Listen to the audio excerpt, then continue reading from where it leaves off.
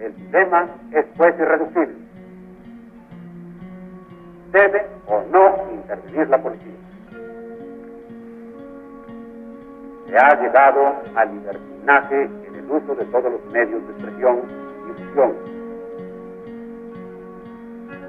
Se ha disfrutado de amplísimas libertades y garantías para hacer manifestaciones, ordenadas en ciertos aspectos, pero contrarias al texto expreso del artículo 9 constitucional. Hemos sido tolerantes hasta excesos criticados, pero todos tienen límites. No podemos...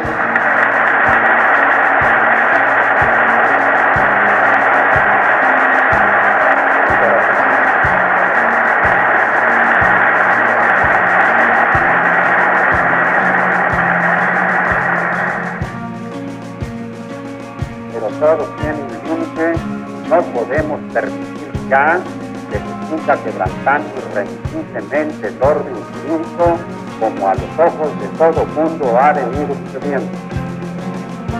Tenemos la obligación inexcusable de impedir la discusión de las fórmulas oficiales a sus amparos constitutivos y progresando.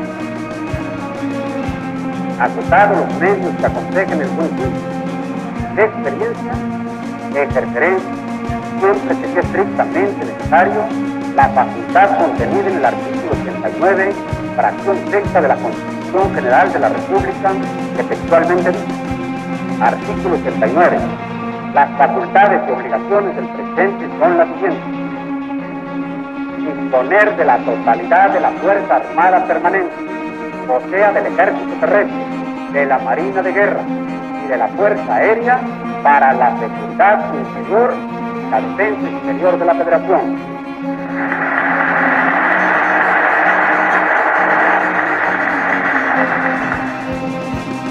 A nombre de la nación, presto público reconocimiento a nuestros soldados.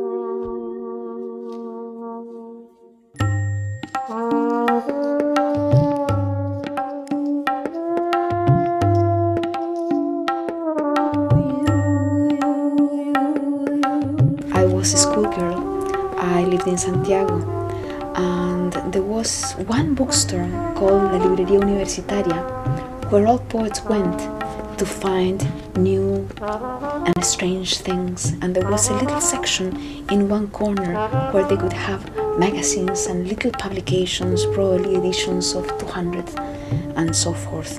And one day I encountered El Corno Plumado, and this was so extraordinary to see a magazine that could be exactly like you could dream a magazine should be, and it was already there, and everyone you read there was something that you needed to read, that you wanted to read.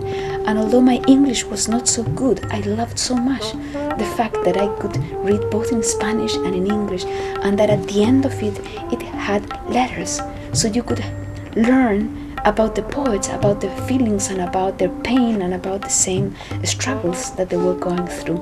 So the magazine was really a complete affair. Once you entered in the magazine, you entered like into a world of connections, of presences, and you couldn't wait until you find another one. And then immediately I decided that I would write, because this was my magazine.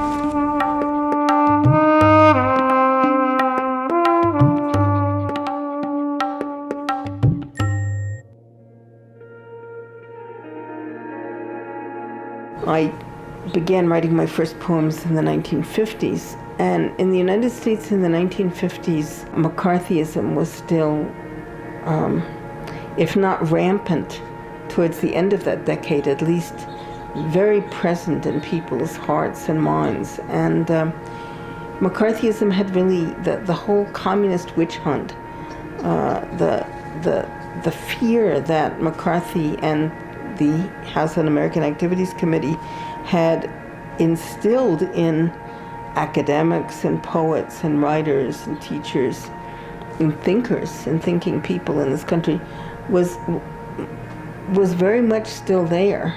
People were very frightened, and people's lives had been destroyed by the witch hunts.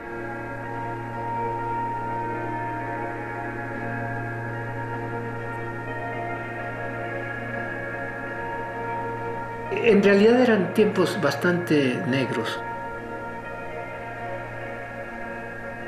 Terminó la guerra de Corea, comenzó la guerra de Vietnam, se había detonado la bomba sobre Hiroshima y Nagasaki.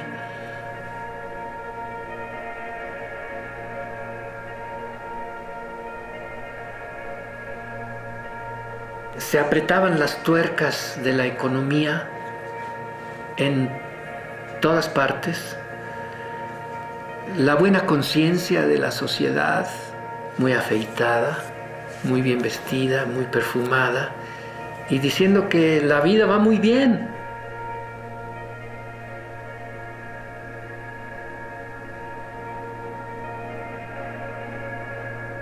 Ya en los 60s descubre que junto con esa burguesía nacionalista está creciendo su hermano gemelo, que son todos los necesitados, que son todos los obreros, que son todos los campesinos. Y cuando se hace el primer movimiento de los ferrocarrileros, de los maestros, vuelven el rostro y dicen: ¡qué barbaridad! Pero junto con nosotros ha ido creciendo este monstruo, este hermano monstruoso.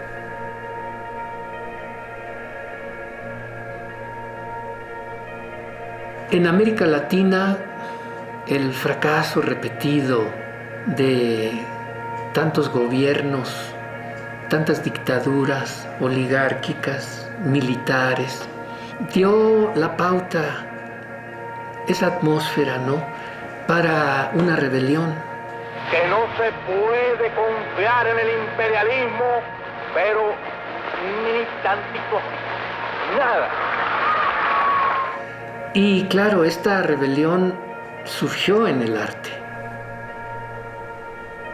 We as artists were extremely rebellious. We were rebelling against a whole series of things in our societies which we just couldn't stand: the hypocrisy, the consumerism, the conformity. La ruptura en las artes, en el ánimo y en los sentimientos de la gente eran la protesta contra ese estado de cosas. Éramos tratados no como terroristas, sino como comunistas, como socialistas, antirreligiosos. Muchos poetas fuimos duramente criticados.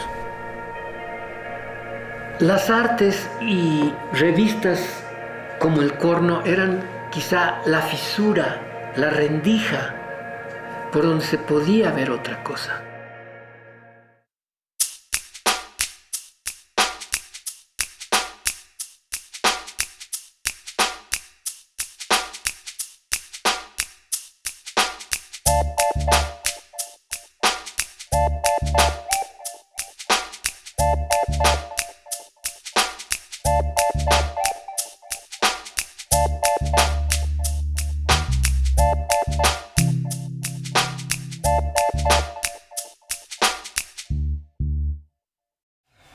Well, there were a group of us.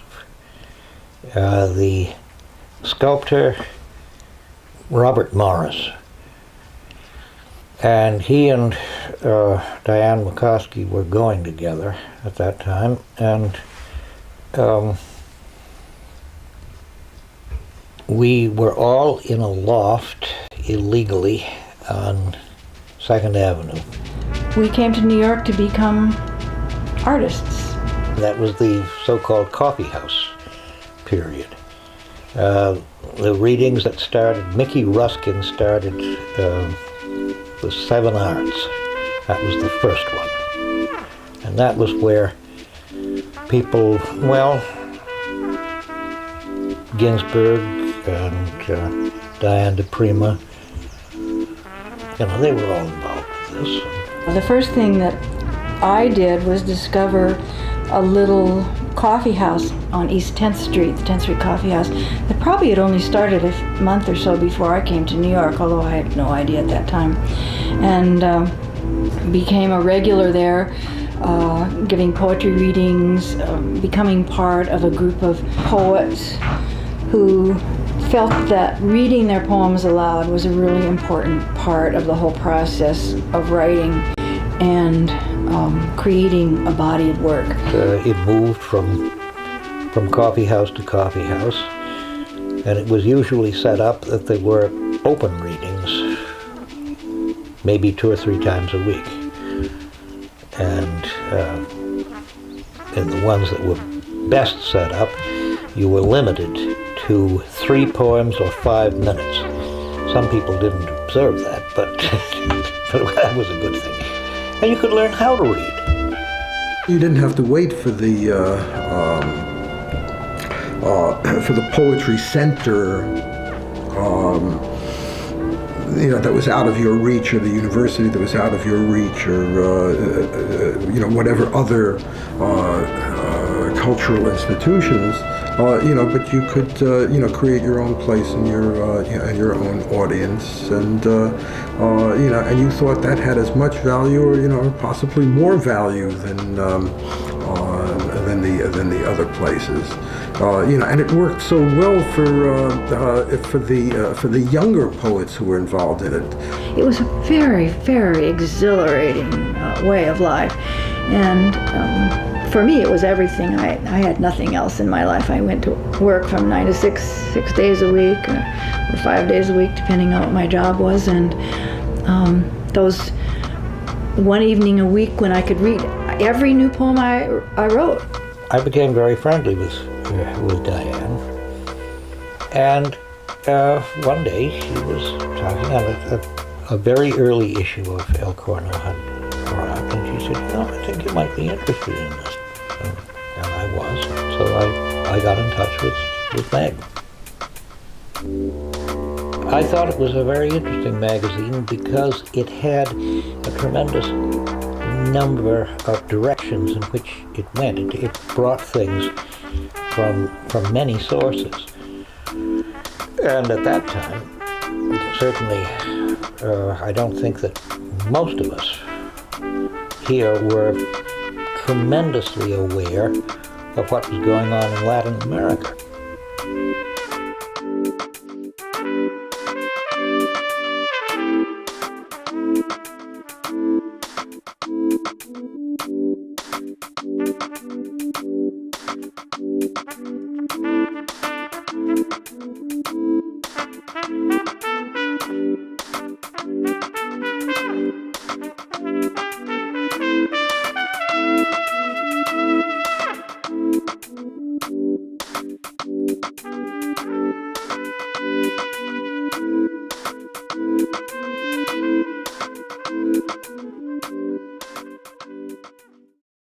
I was sent the first issue. I remember that it had a red cover, and I wrote Margaret Randall a letter. And she started sending me the magazine, and I started contributing. And I met them in 1965 on my way down to Peru to translate Cesar Vallejo. They gave me the name of this guy named Marco Antonio Flores. So here I am in Guatemala City with my limited Spanish, and I found his house. And I knocked and knocked and knocked and knocked, and I noticed that all of the windows were covered with curtains and stuff. Finally, someone peeked out, and I told him who I was, that I'd been sent by El Corno Emplumado. So he let me in.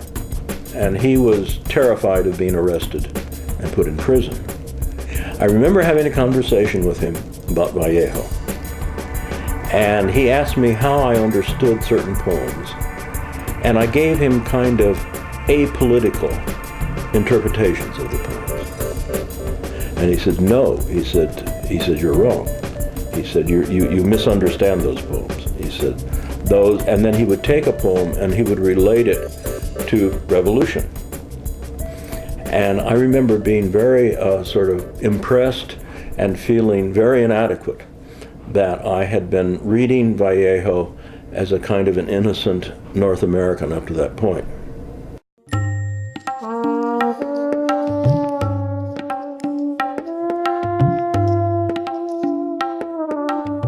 What is wonderful about a magazine is that a magazine is something that you carry around, is something that immediately participates in your life.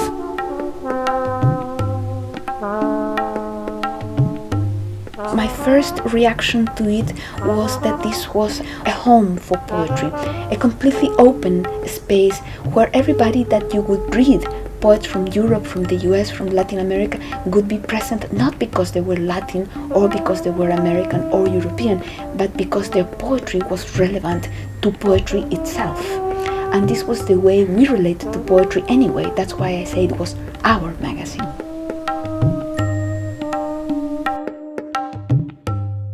Homero Aridgis me invitó en una ocasión a conocer, me dijo, vente, hay un poeta gringo, se llama Philip Lamantia, es un poeta beatnik, la palabra en ese momento no me dijo nada, y fuimos a verlo a su departamento en la colonia Cuauhtémoc.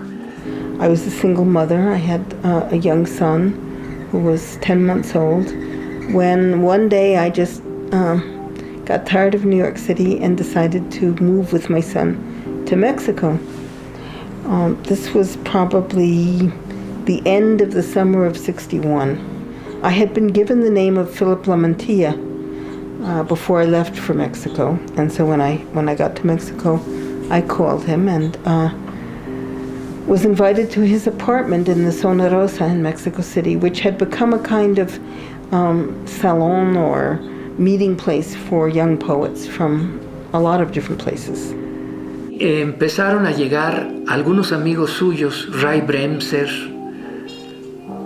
Harvey Wallin, llegó Margaret Randall, y empezamos a hacer lecturas de poesía, ellos en inglés, nosotros en español, y a traducirnos allí cosas que no entendíamos mutuamente. Después llegó Ernesto Cardenal, el poeta nicaragüense, y nos gustaban estas reuniones. Empezamos a vernos con más frecuencia. We heard each other's passion in the work and very much wanted to understand what we were writing about. Not only our own work, but the work of those poets who had been important to us in our formations.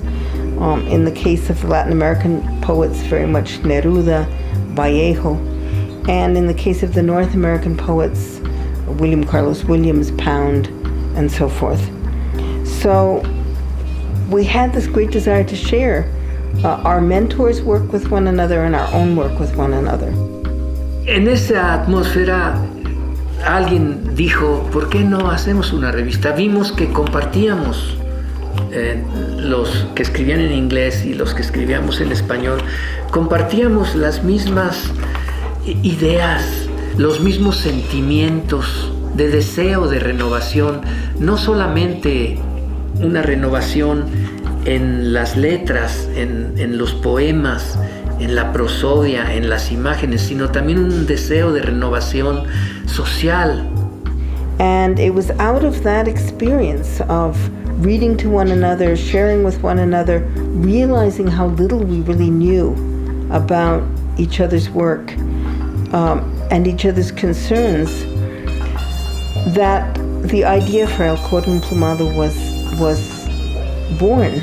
Harvey Wallin dijo, la revista se debe llamar The Plumed Horn, porque combina este nombre el símbolo del arte norteamericano, que es el jazz y el instrumento, el horn, y las plumas de Quetzalcóatl, la cultura mesoamericana. Y así se quedó, luego lo tradujimos al español como Corno Emplumado. Harvey Wolin and Sergio Mondragon and I decided to start this magazine. And we had huge plans. And so, you know, we had to convince people that we were serious. We had to convince funders that we were serious and poets that we were serious. Little by little, we began collecting poems from people who thought that we might really publish a magazine. And we began to get donations as well. Gradually, we collected enough money to put out this first issue, and enough work to fill its pages. Eventually, Harvey Wolin dropped out after the first or second issue, and it became Sergio Mondragon and myself. And we also fell in love and got married and began to have a family.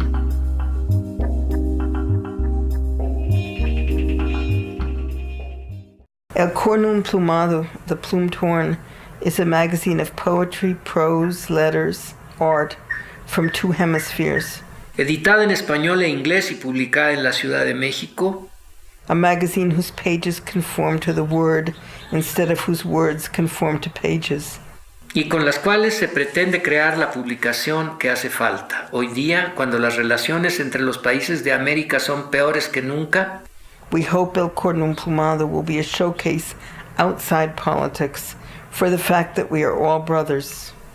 Los manuscritos, envíen también timbre y sobre, y dinero, cualquier tipo, serán bien recibidos. To begin with, quarterly publication, later monthly. Deseamos que nuestra revista sea el principio de un plan para establecer una casa editorial y después, más tarde, mucho más que eso.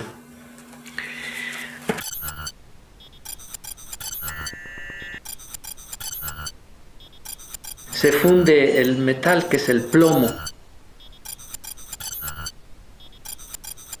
Tú pisas la A, hirviendo así, hirviendo así. Se funde el metal, que es el plomo. Tú pisas la A, los brazos están cogiendo las letras, las funde, las llena de plomo, las lleva allá y dentro de un ratito se enfrían.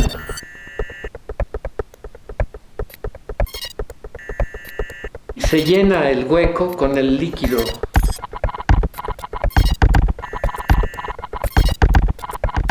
El brazo lo pone allá.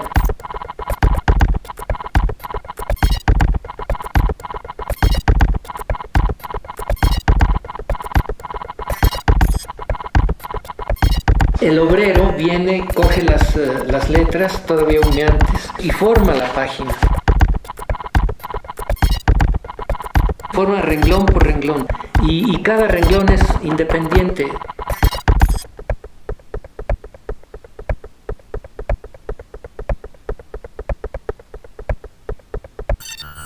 En aquel tiempo era moderno.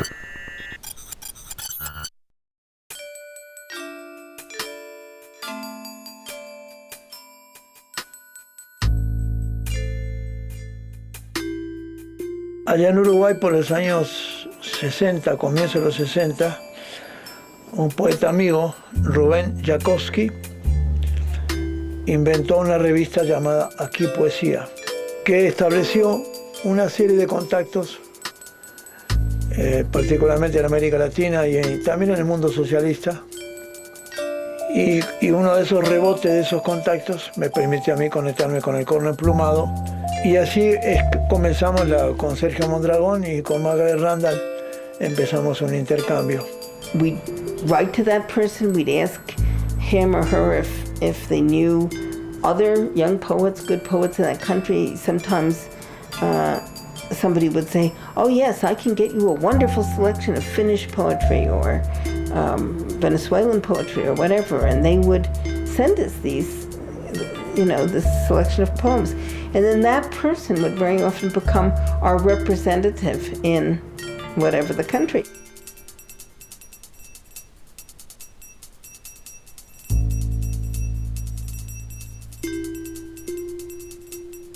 Era una representación más bien simbólica, pero creo que en algún momento permitió una conexión con el pequeño mundo literario de Uruguay. Gracias al Fondo de Cultura Económica que dirigía en esos años Arnaldo Orfila, obtuvimos del fondo una lista de las librerías en toda América y en algunos lugares de Europa donde el fondo vendía sus libros. Entonces hicimos cartas ofreciéndoles la revista, pero además mandándoselas. Les mandamos 5 ejemplares o 10 ejemplares a librerías en Santiago, en Buenos Aires, en Caracas, en Bogotá, en fin.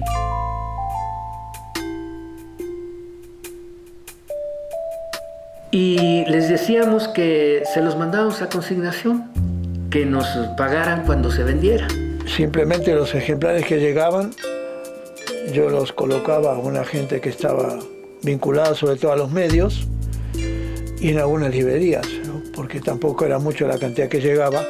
Entonces la difusión era relativa, pero la resonancia fue muy grande. La revista llegó a esos lugares, los poetas la vieron, la compraron y les entusiasmó y nos empezaron a escribir, pero muy rápidamente, en unos pocos meses del primer año, en cuanto llegó allá el primer número, ya teníamos un material enorme de cartas y de trabajos y nos dábamos cuenta que estaban escribiendo en el mismo espíritu en que estábamos escribiendo en México y en que estaban escribiendo los norteamericanos. We wanted to know about each other's lives, you know, what goes on in Finland and how does a young person start to write poetry there, and what about India, and what are, French poets like? What are they doing? Who do they look to for their inspiration? What about poets in Peru and Bolivia and so forth, and the guerrilla poets who were writing in those years? Los poetas y los colaboradores, pintores, en fin, que nos escribían, empezaban a hablar en estas cartas de sus ambientes locales, de los problemas artísticos y de otro tipo que enfrentaban.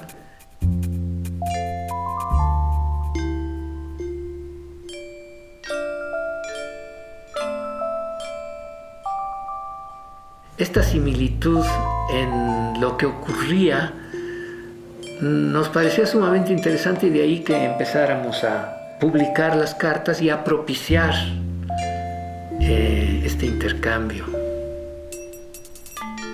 We knew that the poem itself may be the most finished or the most pristine example of what someone was saying, but it's not all of it. There's the letters where, you know, the questions and the unfinished sentences and the half-baked ideas and the, you know, all of that can go on, and all of that is really the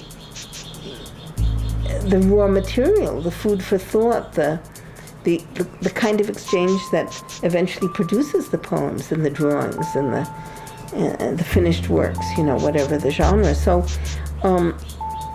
we wanted to share that as well. In other words, it was like a kind of a great zocalo, or meeting place, in which those of us who had no contact, I mean, how many American poets had read any Peruvian poets? And if you'd read a few Peruvian poets, you'd read Cesar Vallejo and a couple of others, and that was it. And the possibility at this period, and it's still very difficult, the possibility of having contact with poets of your generation from these countries was virtually impossible. How did you find them? If they hadn't been translated, you had to literally go there and look for poets, right? And very few people were willing to do that. I loved what we would call today diversity. I loved the fact that there were so many different people whose aesthetics and especially whose poetics were so different in it. And yet it didn't seem like a hodgepodge. It always seemed as if there was an editorial sensibility that was giving you some lovely, bigger aesthetic to look toward. We're interested in communist poets and Catholic poets, and we really didn't want to align ourselves with any one school or or group of poets. We published many different groups of poets during the 8 years that the magazine existed. The Nadaístas from Colombia, and beat poets from the United States, and Black Mountain poets, and language poets, and the concrete poets from Brazil. El Corno publicó, recibió, buscó, se conectó con los poetas en particular y le dio cabida, exploró esa manifestación de la ruptura.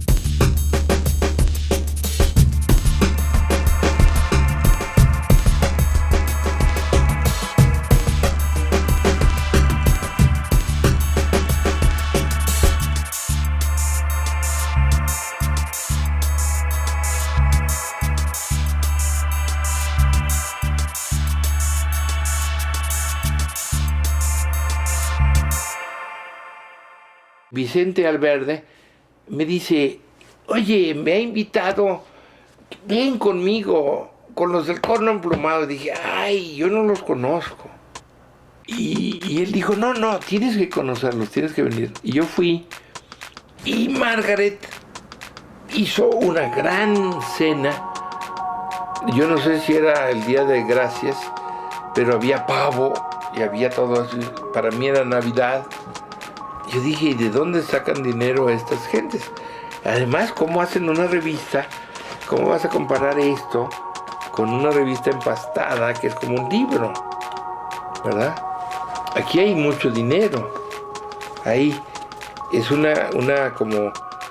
Para mí era morirme de la envidia, ¿no? Poder hacer una revista así, imagínate.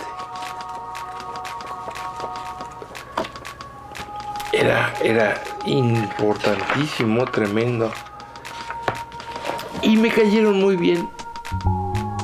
One of the first people to help us, I remember, was Arnaldo Orfila.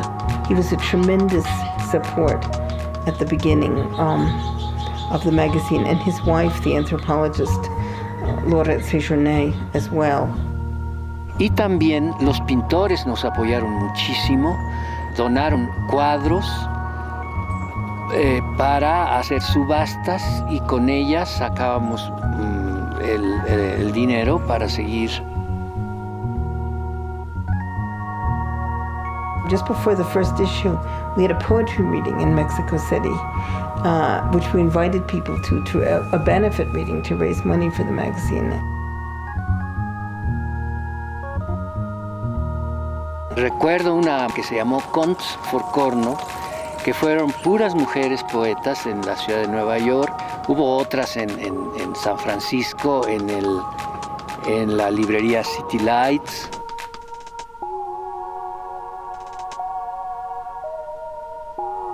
Poetas como Otto Raúl González, que pagaban media página. Los Hartos, ese grupo de tres que fueron José Luis Cuevas, Pedro Friedeberg y Matías Geritz, pagaron más de una vez una página completa del Corno.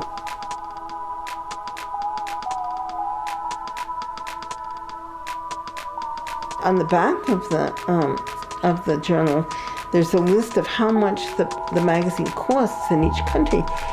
Those figures have no relationship to one another. You know, it's not so many sucres, which is the same as so many pesos, which is the same as so many dollars.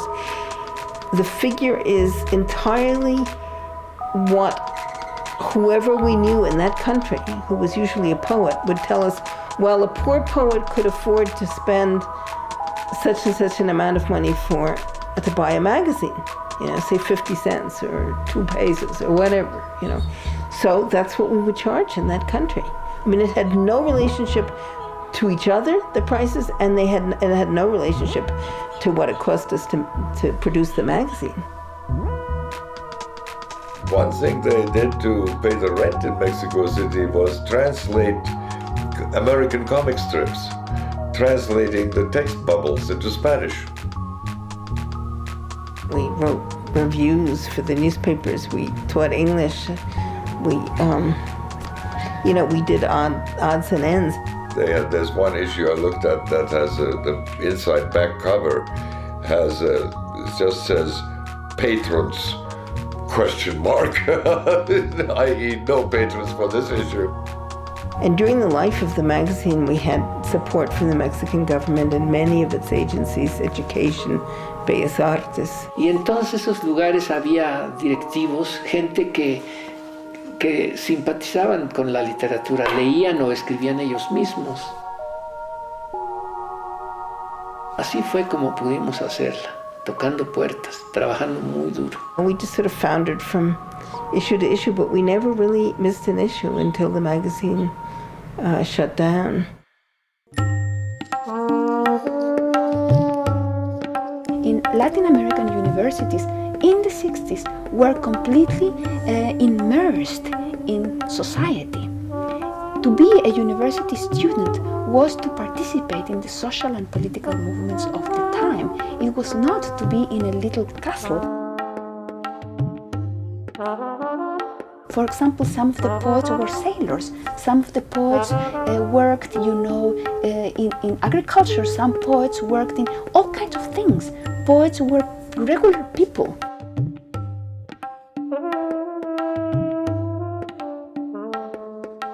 El Corno was not anti-academic because there was no need to be anti-academic. The Corno was poetry and was part of how I understood poetry as a completely free movement.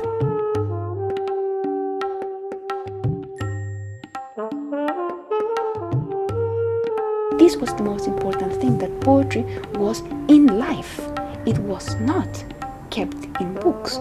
This made me open to oral poetry, to indigenous poetry, because I was discovering and creating the concept of what poetry was at the same time.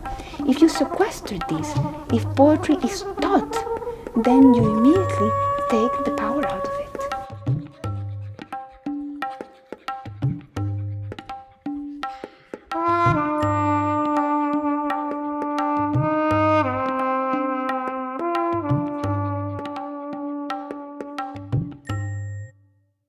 Yo recuerdo que en casa de Margaret y de Sergio vi cómo era íntimo amigo de Margaret un negro.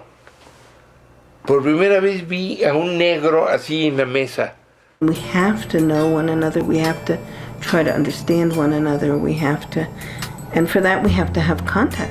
No teníamos una oficina afuera, nunca la tuvimos. La oficina era nuestra casa. El Corno se convirtió en un hogar fuera del hogar, en un ámbito doméstico que circulaba mucho y que recibía a mucha gente de todos lados. People stopped on their way south, they stopped on their way north, they met one another there, they became familiar with one another's struggles and lives and creative expressions. Conocí a gente como Roberto Mata, a Bob Creeley, a Jerome Rothenberg, a pensadores norteamericanos que de otra manera no nos hubieran llegado tan fácil, tan virados que estaba México hacia lo propio y hacia Europa. Ellos abren ese camino, ¿no?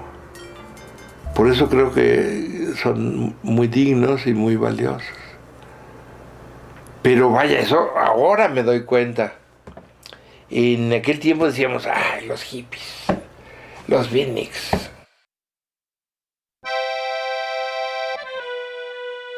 En una carta publicada en El Corno, Ernesto Cardenal pone que la verdadera unión panamericana es la de los poetas. Y así fue como nació la nueva solidaridad. El que sintió que estaba llamado a estar presente, resolvió cómo estar presente. The event was hosted by Miguel Greenberg, who had a magazine called Eco Contemporáneo in Buenos Aires, by Telma Nava and El Pájaro Cascabel, and by ourselves. La gente recibió la invitación por carta. Yo llegué a hacer 2 hojitas con la propuesta. Y en cierta medida los que amplificaron las invitaciones localmente eran las revistas literarias en cada capital. This is where I meet in these encuentros so many of the poets that later I begin to see again in the US. Yo llego a México, bajo del avión, me están esperando Sergio y Margaret, y yo iba con una pregunta y ellos me esperaban con una pregunta. La pregunta era ¿quién viene? Y en esos 3 o 4 días se juntaron 60 poetas. La casa de ellos era prácticamente la sede del Corno Emplumado y era el punto de reunión y de fraternización fuera de las actividades públicas en el centro de la ciudad. Los poetas llegaron por sus propios medios de todas partes del continente, ¿verdad? Rocky Dalton is the person I remember most from that encuentro because he had been in prison in the jungles of El Salvador, a CIA prison, and had escaped because of an earthquake. An earthquake destroyed this little tiny prison, and he walked out, and he somehow got across the border and into Guatemala and into Mexico and came to our encuentro. Recuerdo Cristóbal Garcés Larrea de Ecuador, que llegó así con su maleta y decir, bueno, pues a ver a dónde me van a hospedar.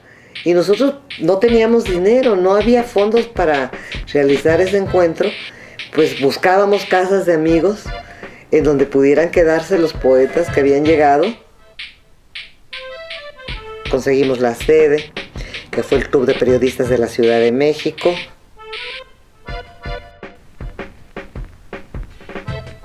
Se fueron realizando las sesiones, haciendo lecturas, ponencias. Para hablar de estas cosas, del cambio, de los problemas de la poesía, de los problemas del arte.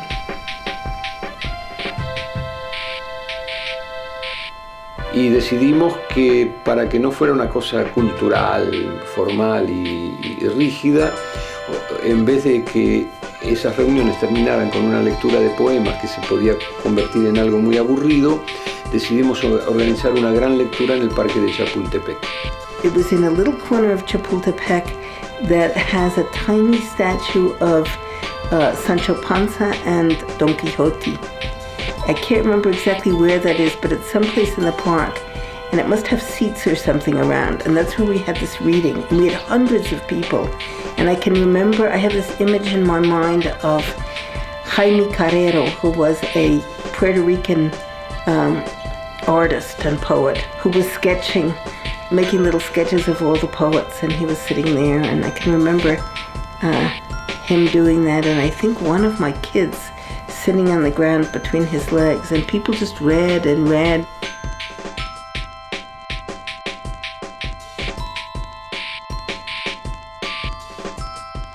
Éramos muchísimos y discutiendo durante días enteros. No faltaban naturalmente provocaciones, discusiones. It was very beautifully handled and it was very intense. I recall it as very, filled with dialogue and questioning and debate and discussion and a sense of comradeship and community. contribuyó enormemente a unirnos a todos. Es decir, que nos organizó la poesía.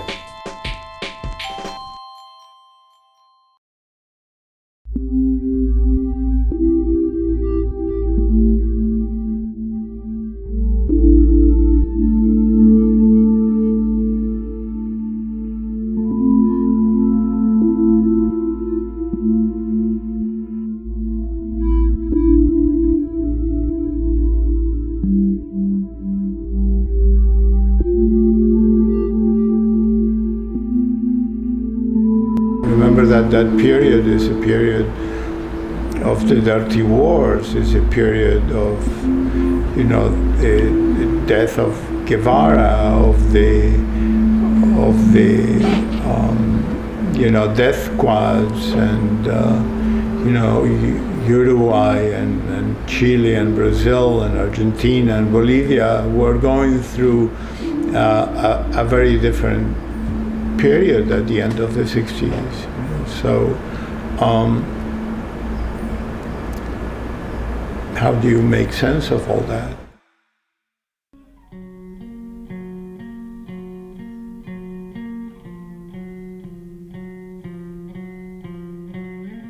Hechos extraordinarios sucedieron en la Ciudad de México en los últimos días de julio. Un pleito callejero entre estudiantes de 2 escuelas fue reprimido violentamente por la policía, quien con lujo de fuerza asaltó uno de los edificios escolares y golpeó despiadadamente a los muchachos. El dilema es pues irreducible. ¿Debe o no intervenir la policía? La primera intervención de la policía fue seguida de manifestaciones estudiantiles de protesta que fueron igualmente reprimidas, y su culminación fueron las cargas callejeras en las que intervino el ejército. Se ha llegado al libertinaje y el uso de todos los medios de expresión y difusión. Los días siguientes nuestra asombrada población asistió al espectáculo de una ciudad patrullada por tanques, soldados en las esquinas de las calles que pedían identificación a los ciudadanos, alarde de armas modernas apostadas en sitios estratégicos. Se ha disfrutado de amplísima libertad y garantías para hacer manifestaciones. Estos hechos dejaron detrás de sí graves consecuencias. Jóvenes estudiantes muertos, numerosos heridos, prisiones ilegales, prostitución increíble de la gran prensa, violación de la autonomía universitaria, sofocamiento de la libertad de expresión. Hemos sido tolerantes hasta excesos criticados. Todos tienen. El corno emplumado protesta enérgicamente contra semejante estado de cosas. Los jóvenes estudiantes están en el fondo luchando contra este sistema corrupto. Ellos tienen en sus manos el futuro y el presente. La poesía y la vida es de ellos. Disponer de la totalidad de la Fuerza Armada Permanente, o sea, del Ejército Terrestre, de la Marina de Guerra y de la Fuerza Aérea para la seguridad interior y la defensa exterior de la Federación. No era nada más el que hubiera sido reprimida la primera de estas manifestaciones, sino que había todo un ambiente en la vida nacional que era lo que los estudiantes estaban cuestionando. Los estudiantes se organizaron en comités de huelga en cada escuela, los maestros también, y los artistas también empezaron a organizarse de alguna manera. Nosotros participamos juntos en un núcleo informativo clandestino que nos encargábamos de traducir a varios idiomas boletines procesados de información y que los colocábamos en las valijas de correo después de la censura, después del control que tenían correos, y lo hacíamos llegar a periódicos, los principales diarios y revistas de Europa, de los Estados Unidos. Esta actitud de haber denunciado al gobierno, añadido al hecho de que participábamos en estos comités, dieron por resultado dos cosas. Una, que hubiera una represión directa en contra de nosotros como editores, como la hubo con centenares de personas. Unas fueron encarceladas, otras tuvieron que irse al exilio y otras fueron acosadas de una manera terrible durante meses. Y el subsidio fue retirado, de modo que, como consecuencia de todo ello, tuvimos que parar la revista y salir de México. The Mexican government had come down very hard on us, withdrawing its funding, but also had threatened the different print shops where we printed the magazine, and people were scared, and we'd go from one to another, and we eventually had no place left to print. And then, of course, when the repression hit us and I had to go underground, that was the end of the magazine.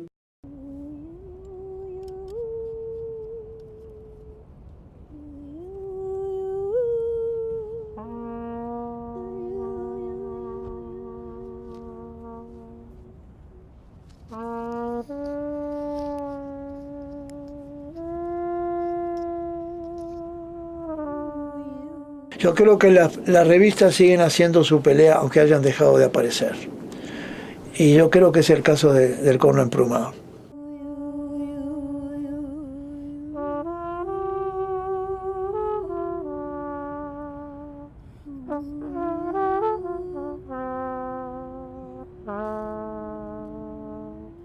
El Corno nunca desapareció, a final de cuentas, de mi panorama y todo.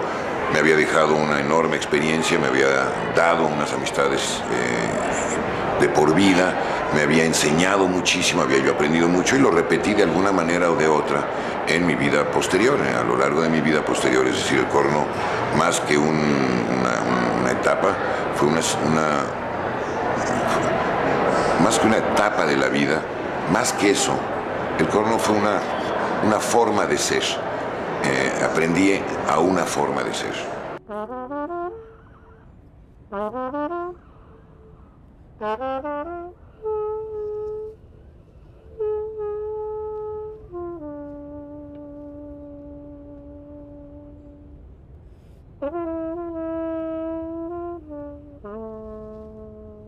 It is very hard, for example, for American poetry to embrace El Corno because El Corno was published in Mexico City.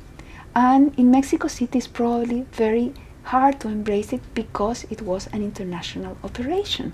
And how is it going to be embraced in other countries where it was like a passing migrant bird, you know? So poetry, true poetry, is always in that very dangerous position of being and not being there at the same time.